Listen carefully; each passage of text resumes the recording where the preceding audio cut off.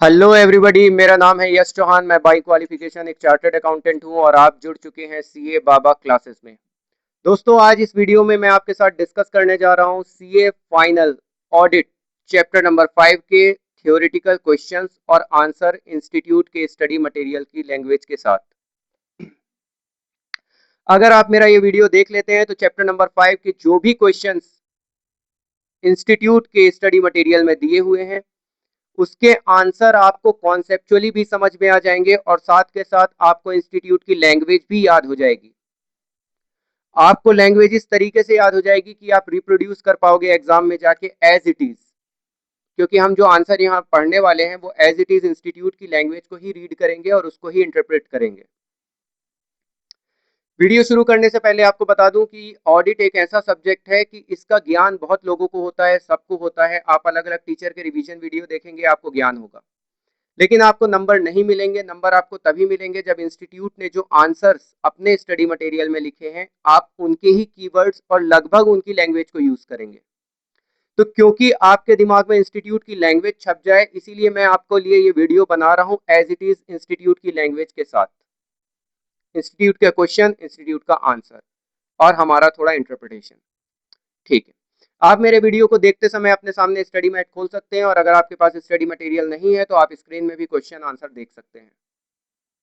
आप इस वीडियो को ट्रेवल करते वक्त देख सकते हैं, खाना खाते वक्त देख सकते हैं, नींद नहीं आ रही है तो सोने से पहले भी आप इसको देख सकते हैं, ताकि आपके दिमाग में बार बार जब ये लैंग्वेज आंसर्स की आपके दिमाग में सुनाई पड़ेगी, कानों में सुनाई पड़ेगी, तो आपको ये लैंग्वेज लगभग याद हो जाएगी।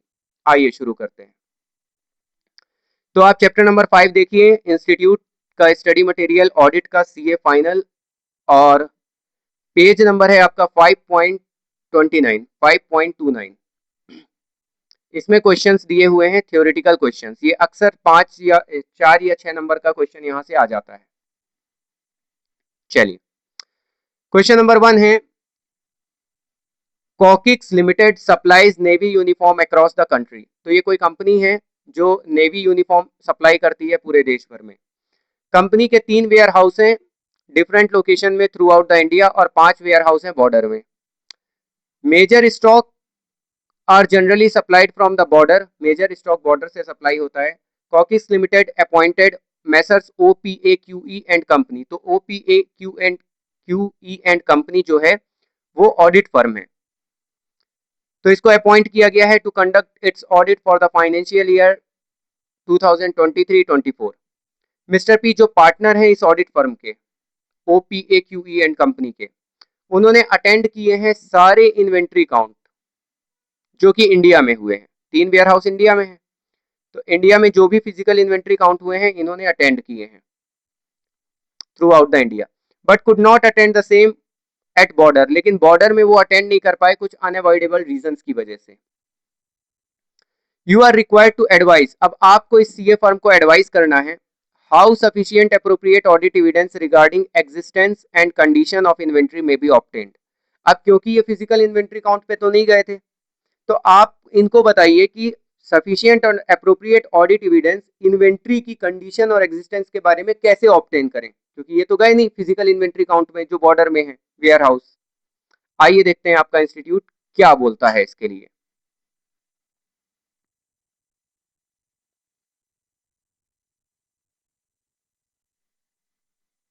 तो आप देखेंगे इंस्टीट्यूट के आंसर्स यहां दिए हुए हैं, page number 5.36। Question 1, special consideration with regard to inventory.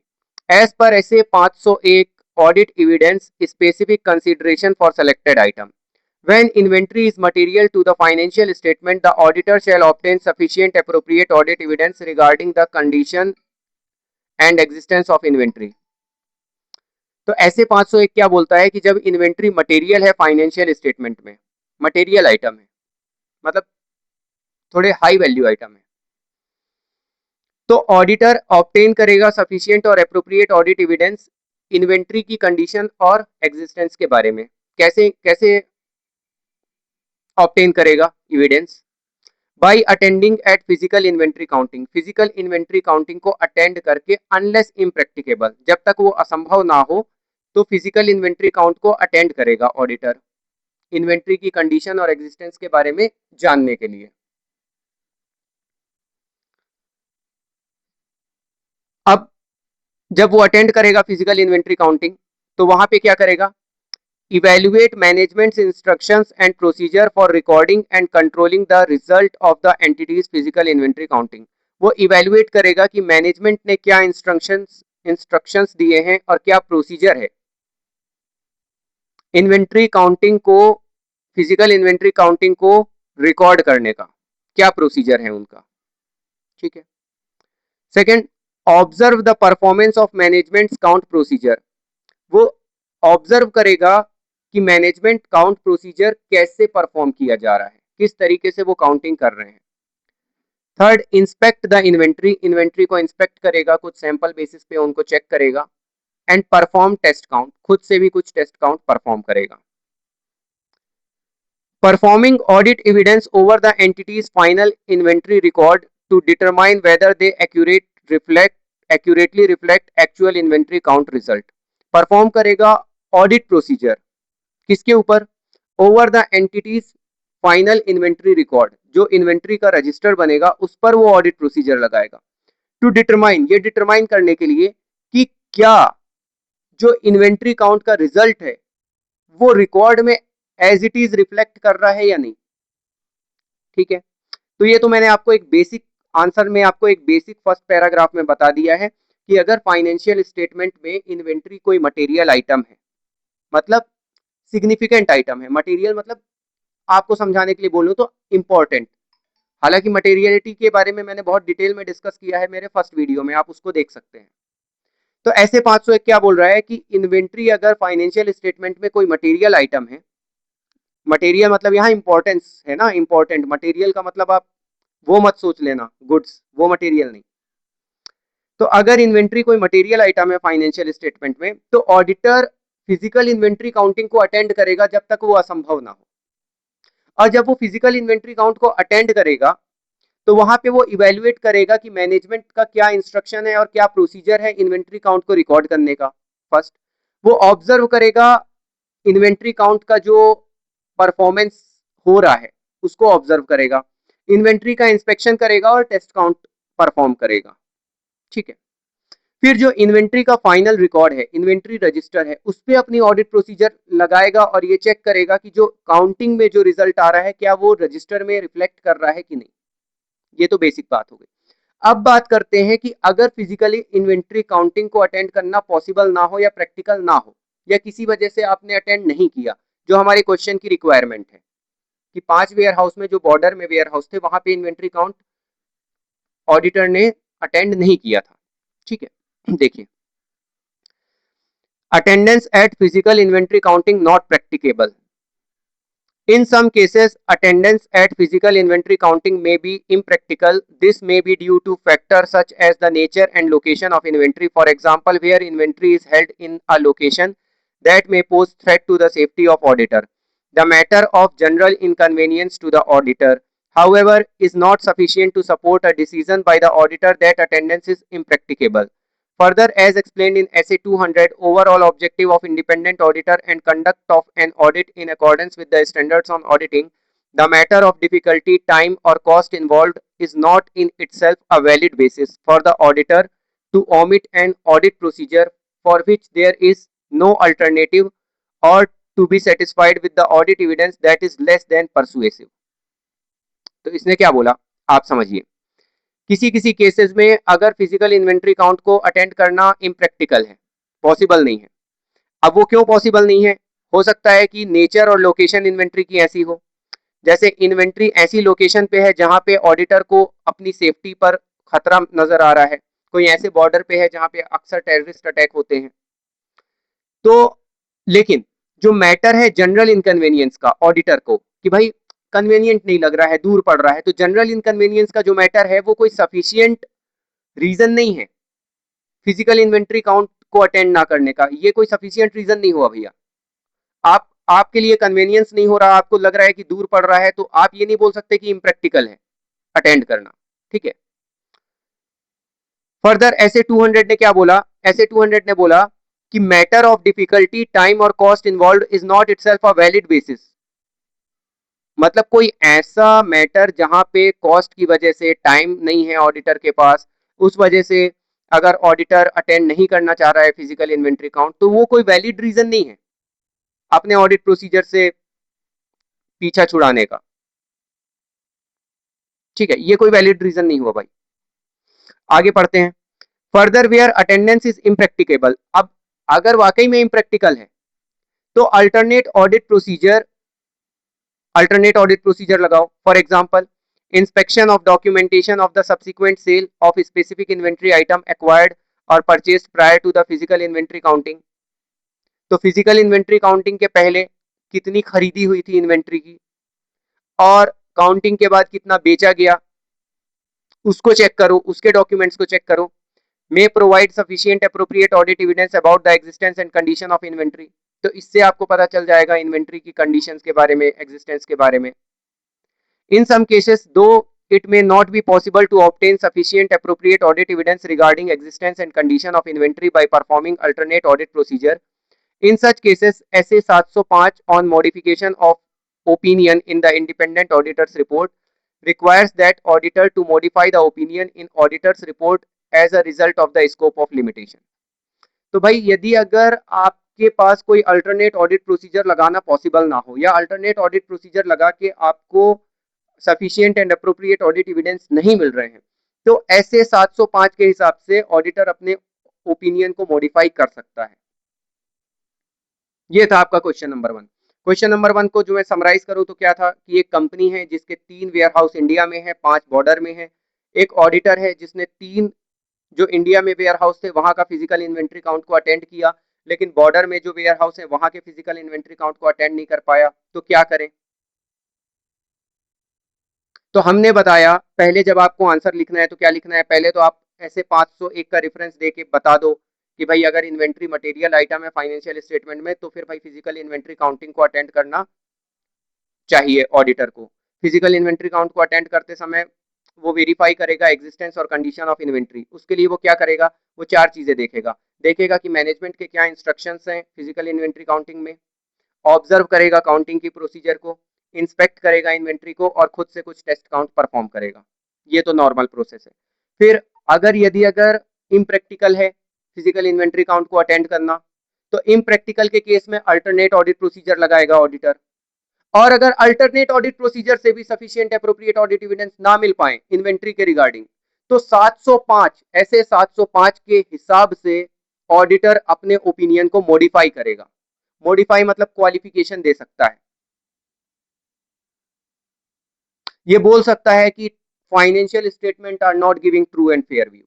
Modification में 3 चीजें आती है ना मॉडिफिकेशन ऑफ ओपिनियन में। एक तो वो क्वालिफिकेशन दे सकता है, एडवर्स ओपिनियन दे सकता है, या डिस्क्लेमर दे सकता है कि भाई मेरे को सफिशिएंट अप्रोप्रिएट ऑडिट एविडेंस नहीं मिले, मैं डिस्क्लेम करता हूं। ये था आपका क्वेश्चन नंबर 1 का आंसर। आई होप क्लियर है।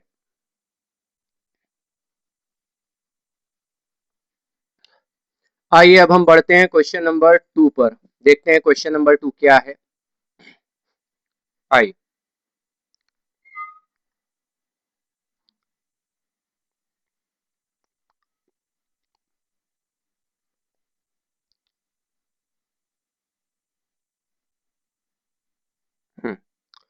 क्वेश्चन नंबर 2 देखिए। हम पढ़ रहे हैं सीए फाइनल ऑडिट का चैप्टर नंबर 5, और उसमें जो लास्ट में क्वेश्चंस दिए हुए हैं वो क्वेश्चंस स्टडी मटेरियल से।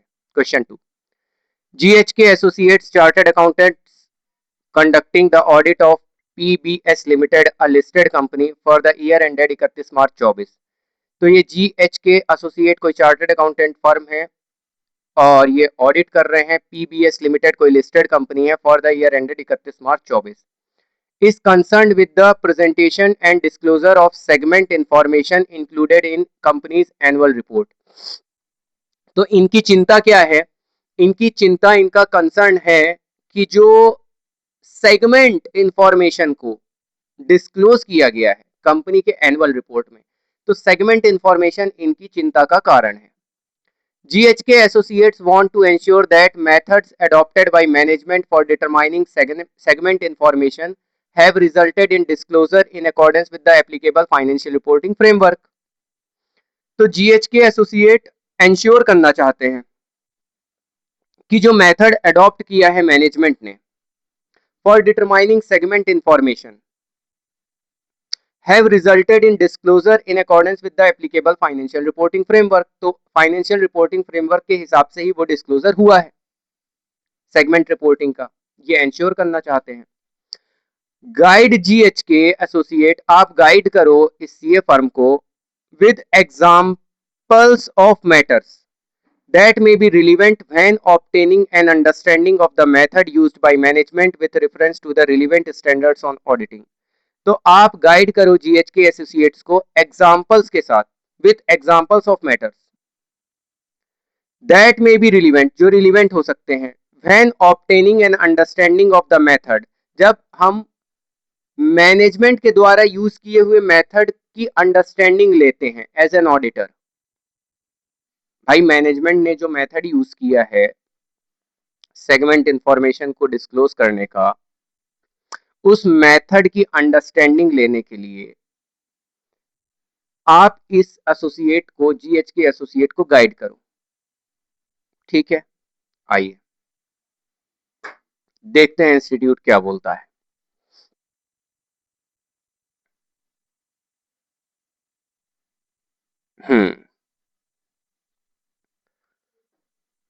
The auditors, GHK Associates, wanted to ensure and obtain sufficient appropriate audit evidence regarding the presentation and disclosure of segment information in accordance with the applicable financial reporting framework by obtaining an understanding of method used by management in determining segment information. ऐसे 501 guides in this regard as per 501 audit evidence specific consideration for selected item.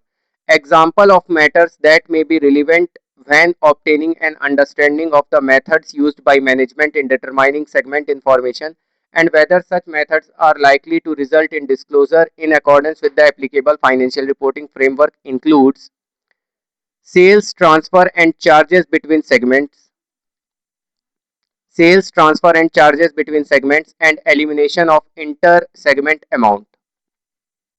Second, comparison with budget and other expected result, for example, operating profit as a percentage of sale.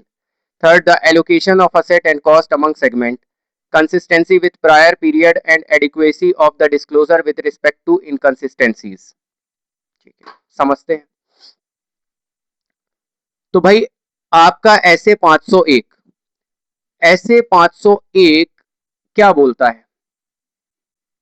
ऐसे 501 बोलता है कि अगर आपको management के method को understand करना है, मैनेजमेंट का वो मेथड जिस मेथड से मैनेजमेंट ने डिटरमाइन किया है सेगमेंट इंफॉर्मेशन, मतलब सेगमेंट इंफॉर्मेशन को डिस्क्लोज किया है, तो आपको क्या क्या पॉइंट्स को देखना होगा. फर्स्ट, आपको सेल्स देखना है, ट्रांसफर देखना है और चार्जेस देखना है बिटवीन द सेगमेंट, कि एक्चुअल में क्या सेगमेंट्स में, सेगमेंट के बीच में इंटर सेगमेंट कोई सेल हुआ है, कोई ट्रांसफर हुआ है. ठीक है, और एलिमिनेशन हुआ है इंटर सेगमेंट अमाउंट्स का या नहीं, क्योंकि सेगमेंट मतलब है तो एक ही एंटिटी ना, तो उसका एलिमिनेशन हुआ है कि नहीं. सेकंड, कंपेयर करो बजट को विथ एक्सपेक्टेड रिजल्ट के साथ. फॉर एग्जांपल ऑपरेटिंग प्रॉफिट देखो as a percentage of sales. Third, आप देखो कि भाई अलग अलग सेगमेंट्स के बीच में असेट्स और कॉस्ट का एलोकेशन क्या है, allocation of assets and cost among segments. Fourth, consistency देखो प्रायर पीरियड के साथ and adequacy of disclosure with respect to inconsistencies. Prior period के साथ कंसिस्टेंसी देखो, और जहां इनकंसिस्टेंसी मिल रही है आपको, तो क्या उसका एडिक्वेट डिस्क्लोजर हुआ है कि नहीं.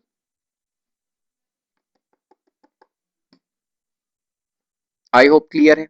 आपका सवाल ये था कि भाई मैनेजमेंट ने जो मेथड को यूज किया है सेगमेंट इंफॉर्मेशन को डिस्क्लोज करने के लिए, ऑडिटर उस चीज को वेरीफाई करना चाहता है. तो वेरीफाई कैसे करेगा? तो ऐसे 501 ने समझाया है कैसे वेरीफाई करेगा. सेगमेंट के बीच में सेल्स और ट्रांसफर को देख लो, और देखो एलिमिनेशन हुआ है कि नहीं इंटर सेगमेंट सेल्स का। सेकंड, बजट को एक्सपेक्टेड रिजल्ट के साथ कंपेयर कर लो। थर्ड, अलग अलग सेगमेंट में जो कॉस्ट और असेट्स का एलोकेशन हुआ है उसको चेक कर लो। फोर्थ, प्रायर पीरियड आइटम के साथ देखो कंसिस्टेंसी, और जहां इनकंसिस्टेंसी दिखे क्या वो उसका एडिक्वेट डिस्क्लोजर हुआ है कि नहीं। ये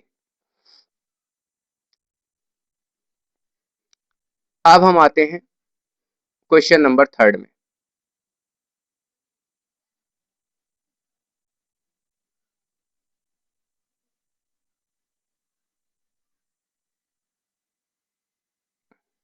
question number third, Chintamani limited, ये चिंतामणि लिमिटेड है, इन्होंने अपॉइंट किया है, अपॉइंट्स चिंतन, चिंतन चिंतन मणि, चिंतामणि नहीं, चिंतन, चिंतन मणि।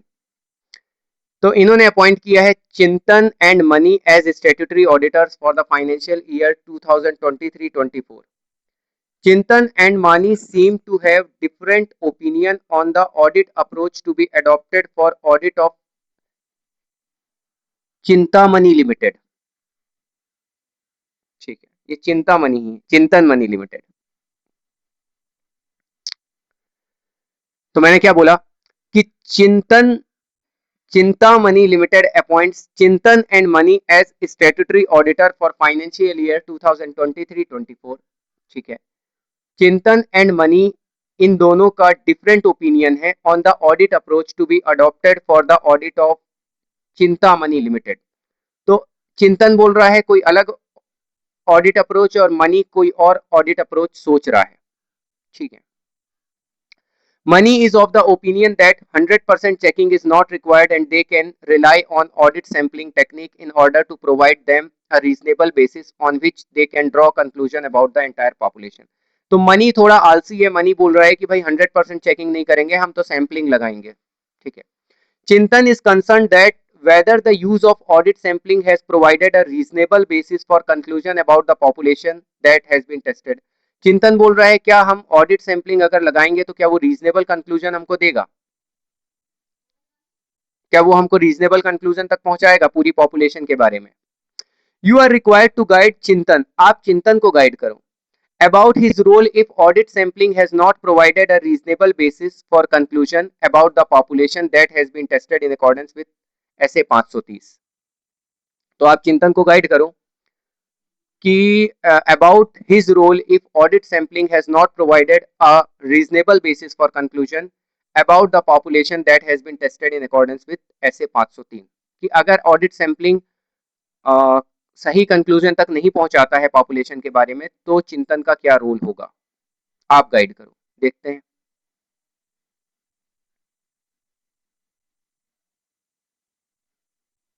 ठीक है,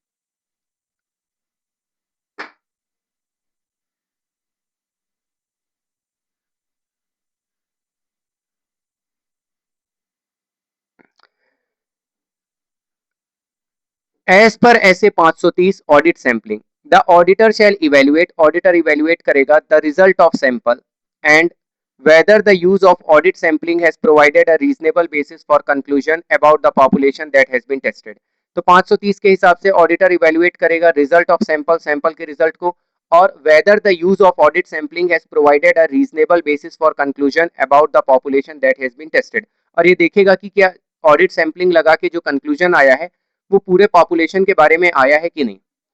If the auditor concludes that audit sampling has not provided a reasonable basis for conclusion about the population that has been tested, the auditor में, अब अगर ऑडिटर ने कंक्लूड किया कि भैया सैम्पलिंग लगा के जो हमारे पास रीजनेबल बेसिस आया है कंक्लूजन का पॉपुलेशन के बारे में, तो मतलब वो रीजनेबल बेसिस नहीं आया, मतलब पॉपुलेशन के बारे में जो कंक्लूजन है वो करेक्ट नहीं आया है, अगर ऑडिटर ने कंक्लूड किया तो ऑडिटर क्या करेगा, ऑडिटर में request management to investigate misstatement that have been identified and the potential for further misstatement and to make the necessary adjustment। तो मैनेजमेंट को रिक्वेस्ट करेगा to investigate misstatement that have been identified. तो जो भी miss statement identify हुई हैं sampling में उसको इन्वेस्टिगेट कराएगा, and the potential for further miss statement, और ये भी इन्वेस्टिगेट करेगा कि क्या कोई फर्दर मिस स्टेटमेंट भी हो सकती है, और नेसेसरी एडजस्टमेंट के लिए रिक्वेस्ट करेगा। सेकंड, टेलर, टेलर का मतलब थोड़ा चेंज करना, मॉडिफाई करना, तो टेलर करेगा मतलब मॉडिफाई करेगा nature, timing and extent of those further audit procedure to best achieve the required assurance. तो अपने ऑडिट प्रोसीजर को थोड़ा चेंज करेगा, उसके नेचर, टाइमिंग एंड एक्सटेंट को। For example, in the case of test of control the auditor might extend the sample size, test of control में वो sample size बढ़ा देगा। टेस्ट एंड अल्टरनेटिव कंट्रोल और मॉडिफाई रिलेटेड सब्सटेंटिव प्रोसीजर, या अपने substantive procedure को भी modify कर देगा। तो मैंने आपको क्या बोला, अगर ऑडिटर ने को ये लगता है कि सैंपल बेसिस पे जो उसको कंक्लूजन मिल रहा है पूरे पॉपुलेशन के बारे में वो करेक्ट नहीं है, या रीजनेबल बेसिस नहीं मिल पाया ऑडिटर को पूरी पॉपुलेशन के बारे में ओपिनियन बनाने का सैम्पलिंग करते वक्त, तो ऑडिटर क्या करेगा, जो उसको मिस स्टेटमेंट मिली है ना सैम्पलिंग में, तो वो रिक्वेस्ट करेगा मैनेजमेंट को कि भाई उस पर इन्वेस्टिगेशन करो, और जो फर्दर पोटेंशियल मिस स्टेटमेंट हो सकती हैं उस पर भी इन्वेस्टिगेशन करो और एडजस्टमेंट करो अपने फाइनेंशियल स्टेटमेंट में। फिर ऑडिटर का जो एक planned nature, timing and extent था ऑडिट प्रोसीजर का, उसको वो मॉडिफाई करेगा, मतलब अपने ऑडिट प्रोसीजर को वो बढ़ा सकता है, एक्सटेंट, मोर एक्सटेंसिव ऑडिट प्रोसीजर लगा सकता है।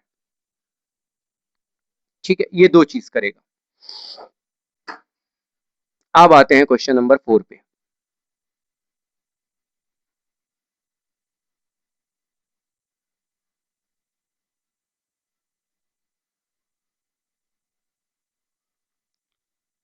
क्वेश्चन नंबर 4 देखिए, during the audit of star limited, star limited के ऑडिट के दौरान a company engaged in the production of paper, तो जो कंपनी है वो क्या कर रही है, पेपर बना रही है। The auditor received certain confirmation for the balances of trade payable outstanding in the balance sheet through external confirmation bye negative confirmation request. तो ऑडिटर को क्या मिला है, कुछ कंफर्मेशन मिले हैं ट्रेड पेएबल के बैलेंस के बारे में, क्लोजिंग बैलेंस के बारे में, ठीक है, एक्सटर्नल कंफर्मेशन लेके। In the list of trade payable, there are number of small balances except one which is an old outstanding of 20 lakh। तो ऐसे तो ट्रेड पेबल में सारे स्मॉल बैलेंसेस थे, ठीक है, लेकिन एक को छोड़ के, एक 20 लाख रुपए का था जो बहुत पहले से आउटस्टैंडिंग पड़ा है, जिसके बारे में कोई कंफर्मेशन रिसीव नहीं हुई। Comment with respect to standards on auditing relating to the confirmation process and how to deal with the non receipt of confirmation.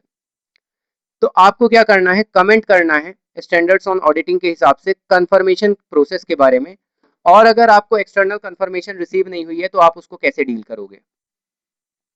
आइए देखते हैं। SA 501 states that, sorry, question answer 4, external confirmation. SA 505 external confirmations, negative confirmation is a request that the confirming party responds directly to the auditor only if confirming party disagree with the information provided in the request. तो negative confirmation request क्या हो गया कि जो auditor ने भेजा है outstanding balance लिख के, अगर सामने वाली पार्टी को लगता है कि वो बैलेंस गलत है तो ही वो रिस्पॉन्स करेगी, तो इसको बोलेंगे negative confirmation. Negative confirmation provides less persuasive audit evidence than positive confirmation. तो पॉजिटिव कंफर्मेशन में क्या होता है कि सामने वाली पार्टी खुद लिख के भेजती है कि कितना बैलेंस आउटस्टैंडिंग है। निगेटिव में क्या होता है कि हाँ या ना में जवाब देती है, मतलब जब डिसएग्री कर रही है पार्टी, मतलब ट्रेड पेबल, तो वो रिस्पॉन्ड कर देंगे कि ये जो बैलेंस है ये गलत है, निगेटिव कंफर्मेशन। तो निगेटिव कंफर्मेशन क्या है, वो लेस परसुएसिव ऑडिट एविडेंस है। The failure to receive a response to a negative confirmation request does not explicitly indicate receipt by the intended confirming party of the confirmation request or verification of the accuracy of the information contained in the request। तो अब आपको response नहीं मिला है negative confirmation request का, तो इसका मतलब ये नहीं है, it does not explicitly indicate receipt by intended confirming party of the confirmation request. तो मतलब ऐसा हो सकता है कि मे बी कंफर्मिंग पार्टी को आपका कंफर्मेशन रिसीव ना हुआ हो, और verification of the accuracy of information contained in the request, ठीक है। Accordingly, a failure of confirming party to respond to negative confirming request provides significantly less persuasive audit evidence than does a response to a positive confirmation request. Confirming parties also may be more likely to respond indicating their disagreement with a confirming request when information in the request is not in their favor and less likely to respond otherwise. तो कई बार confirming party इसलिए भी respond नहीं करती है क्योंकि जो उसमें चीजें लिखी हुई हैं वो उनके फेवर में नहीं होती हैं, कई बार उनके फेवर में नहीं होती है चीज। अब आप किसी डेटर को भेजोगे लिख के कि भाई क्या तुमको इस फलाना पार्टी को 50,000 देना है, तो आप तो उसको बोल रहे हो ना क्या तुझे देना है, तो मान लो उसका मन ना हो देने का तो मे भी वो रिस्पॉन्ड ना करे। तो क्योंकि जब उनके फेवर में नहीं होता है सामने वाली थर्ड पार्टी के फेवर में कोई चीज, तो भी वो कई बार कंफर्मेशन रिक्वेस्ट का आंसर नहीं देते हैं। In the given case, while performing audit of Star Limited, the auditor sent negative confirmation request. The trade payable having outstanding balance in the balance sheet, one of the old outstanding of 20 lakh has not sent confirmation on credit balance. In case of non-response, the auditor may examine subsequent cash disbursement or correspondence from third party and other records such as goods received notes. Further, non-response for negative confirmation request does not mean that there is some misstatement, as negative confirmation request itself is to respond to the auditor only if the confirming party disagree with the information provided in the request. तो भाई negative confirmation में तो already वो तभी respond करता है ना कि जब वो डिसएग्री कर रहा है। मतलब निगेटिव कंफर्मेशन रिक्वेस्ट का अगर आपके पास रिस्पॉन्स नहीं आया तो मे भी सामने वाला अग्री कर रहा हो, लेकिन ये परसुएसिव ऑडिट एविडेंस नहीं है, सफिशिएंट एंड अप्रोप्रिएट नहीं है। तो आपको बाकी ऑडिट एविडेंस को भी चेक करना पड़ेगा। कैसे? अब देखो ये क्या है, ट्रेड पेबल है। ट्रेड में पेबल मतलब कि ये जो कंपनी है, हमारा जो क्लाइंट है, क्लाइंट की बुक्स ऑफ अकाउंट्स में ट्रेड पेबल है 20 लाख का। आप समझ रहे हो? ट्रेड पेबल मतलब कि स्टार लिमिटेड को पैसा पे करना है 20 लाख रुपए, और ऑडिटर ने कंफर्मेशन रिक्वेस्ट भेजी, सामने वाले ने कोई रिस्पॉन्स नहीं दिया, मतलब सामने वाला शायद एग्री कर रहा है कि हाँ 20 लाख रुपए स्टार लिमिटेड देगा। ठीक है, तो ऑडिटर अदर ऑडिट एविडेंस क्या देखेगा? अदर ऑडिट एविडेंस ये देखेगा वो कि क्या कोई गुड्स रिसीव हुआ था। भाई 20 लाख रुपए देना है तो किस चीज के कोई गुड्स रिसीव हुआ होगा, तो वो गुड्स रिसीव्ड नोट्स को देख लेगा। या बाद में जब ये आपका क्लाइंट जो है स्टार लिमिटेड जब ये पैसा पे करेगा तो बैंक स्टेटमेंट से वेरीफाई कर लेगा। ये है कहने का मतलब। अब आते हैं क्वेश्चन नंबर 5 पर।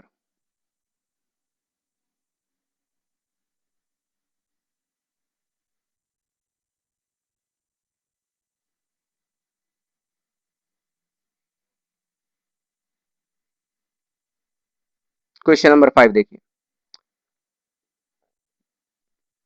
Mister Atharva, while conducting the audit of Black Mountain Mining Limited, which is involved in phosphate mining, decided to engage an auditor's expert to assess environmental liabilities and site cleanup costs. Black Mountain Mining Limited reappoint Mr. Aman as an independent expert for this task. For the past 5 years, the management has consistently reappointed Aman. He calculated the environmental liability for both completed mining site and site scheduled for closure in the near future, including provision for cleanup cost. Management accepted his assessment. तो first para ने क्या बोला? अथर्व क्या कर रहा है? Audit कर रहा है किसी माइनिंग कंपनी की, ब्लैक माउंटेन माइनिंग लिमिटेड की। ठीक है, तो उसने क्या किया? एक एक्सपर्ट को अपॉइंट किया। Decided to engage an auditor's expert मतलब ऑडिटर ने खुद का एक एक्सपर्ट अपॉइंट किया।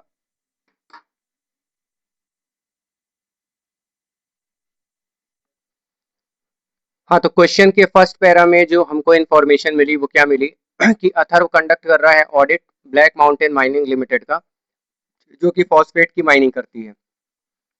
तो अथर्व ने क्या किया? ऑडिटर एक्सपर्ट को एंगेज करने का डिसाइड किया।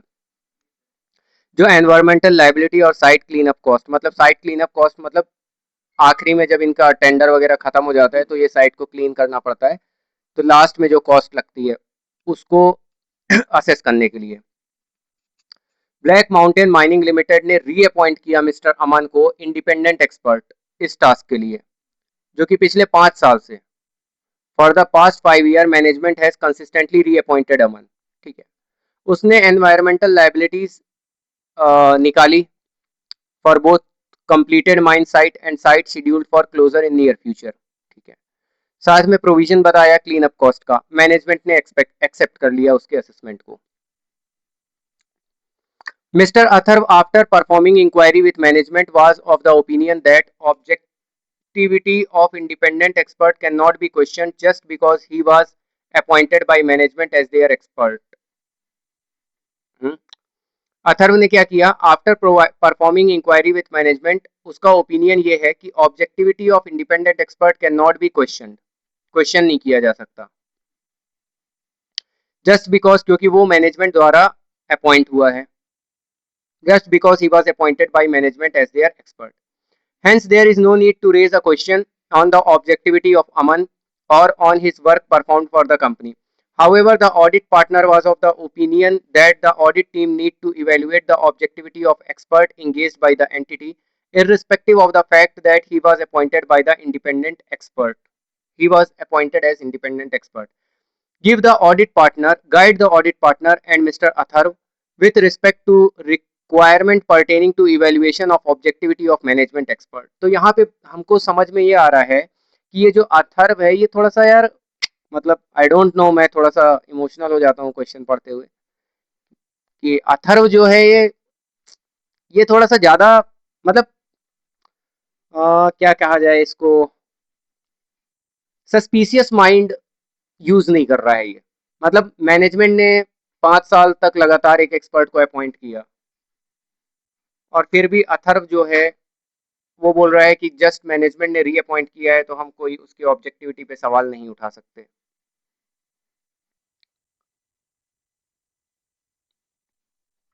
तो अपन देखते हैं कि आपका आंसर क्या बोलता है इसके बारे में।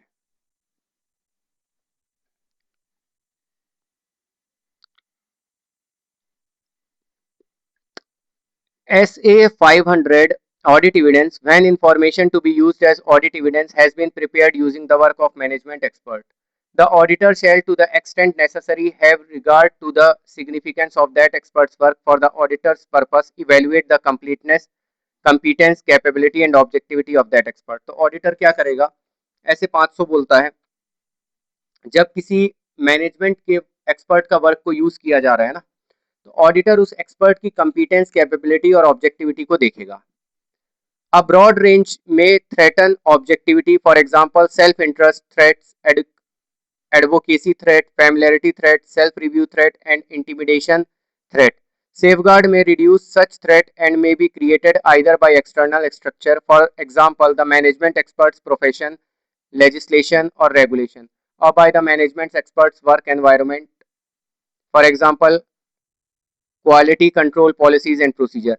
Although safeguard cannot eliminate all threat to a management expert's objectivity, threats such as intimidating threat may be of less significance to an expert engaged by the entity than to an expert employed by the entity. ठीक है, and the effectiveness of safeguards such as quality control policies and procedure may be greater because the threat to objectivity created by being a employee of the entity will always be present. An expert employed by entity cannot ordinarily as regarded as being more likely to be objective than other employee of the entity.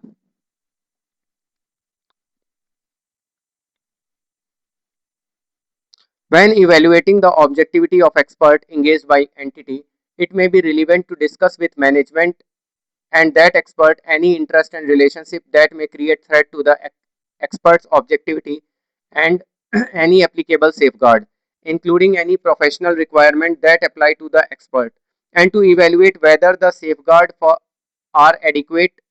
Interest and relationships creating threats may include financial interest, business and relationship interest, provision of other services. ठीक है, in current case, Black Mountain Mining Limited reappointed Aman for this engagement as independent expert. The audit team was of view that objectivity of independent expert cannot be questioned just because he was appointed by management as their expert. However, the audit partner has a contrary view. Hence, the audit team should evaluate the objectivity of an expert engaged by the entity as a threat to objectivity. तो audit team क्या करेगा, evaluate करेगा objectivity of expert engaged by the entity as the threat to objectivity created by being an employee of the entity will always be present. An expert appointed by entity cannot ordinarily be regarded as being more likely to be objective than other employee of the entity. As a result, audit partner Atharva is correct in his views. तो अथर्व जो है वो correct है अपने views में, लेकिन अथर्व का यही व्यू था क्या? एक सेकेंड, अगर हम क्वेश्चन को देखें तो अथर्व ने तो यहाँ सेकंड पैरा में ये बोला, आप mister Atharv after performing inquiry with management was of the opinion that, Atharv का ओपिनियन था कि objectivity of independent expert can not be question just because he was appointed by management as their expert. Hence, there is no need to raise a question on the objectivity of Aman. तो यहाँ तो question के हिसाब से ये question में misprint है, अथर्व का एक्चुअली ओपिनियन डिफरेंट होना चाहिए आंसर के हिसाब से। आंसर में लिख रहा है कि अथर्व का ओपिनियन ये है कि हमको ऑब्जेक्टिविटी पे क्वेश्चन करना चाहिए, क्योंकि वो जो एक्सपर्ट है वो मैनेजमेंट के द्वारा अपॉइंट हुआ है और एक तरीके से मैनेजमेंट का एम्प्लॉय है। तो यहाँ पे आप ये क्वेश्चन को करेक्ट कीजिएगा कि क्वेश्चन में अथर्व का ओपिनियन होना चाहिए कि हमको एक्सपर्ट के इंडिपेंडेंस को क्वेश्चन करना चाहिए। ठीक है, लेकिन इस क्वेश्चन का कंक्लूजन क्या निकला? इसका कंक्लूजन क्या निकला कि हमने इसको बताया कि भाई ऐसे 500 के हिसाब से अगर आप एक्सपर्ट के वर्क को यूज कर रहे हो, मैनेजमेंट के एक्सपर्ट के वर्क को यूज कर रहे हो, तो आपको उसकी ऑब्जेक्टिविटी, कंपिटेंसी और कैपेबिलिटी को देखना है। ठीक है, जब आप उसकी ऑब्जेक्टिविटी, कंपिटेंसी और कैपेबिलिटी को देखोगे तो आप डिसाइड कर पाओगे उसके वर्क को आप किस एक्सटेंट तक as a audit evidence use कर सकते हो। साथ में आपको देखना है कि जो मैनेजमेंट ने एक्सपर्ट अपॉइंट किया है, कहीं उसका कोई दूसरा इंटरेस्ट तो नहीं है, कोई फाइनेंशियल इंटरेस्ट तो नहीं है मैनेजमेंट के साथ, कोई बिजनेस रिलेशनशिप तो नहीं है, कहीं वो एक्सपर्ट कोई दूसरी टाइप की सर्विसेज तो नहीं दे रहा है मैनेजमेंट को। ये चीजें भी देखनी है, क्योंकि इससे भी उसकी इंडिपेंडेंट पर क्वेश्चन मार्क लगता है।